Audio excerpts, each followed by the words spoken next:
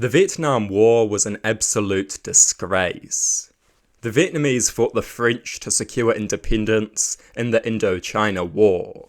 Following the Indochina War, the Vietnamese were to have a reunification election. It was widely known that the communists would win this election by a considerable margin. We supported the USA as they prevented this election and propped up a murderous puppet dictator in South Vietnam. This dictator executed and brutalized countless Vietnamese people. He was so terrible that Buddhist monks publicly burned themselves to death in protest. He had no domestic backing, he was a foreign imposition, totally dependent on momentous amounts of foreign support in weapons, resources, and of course, soldiers. And we propped him up. We sent our soldiers to defend this regime.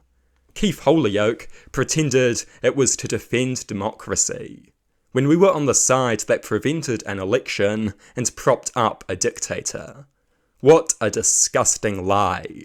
Holyoake should have spent his later years rotting in a prison cell.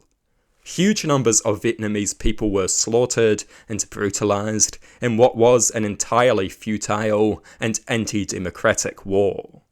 In the name of winning the war, the USA bombed Laos and Cambodia. They killed hundreds of thousands of civilians. Bomb remnants are still killing Cambodians to this day.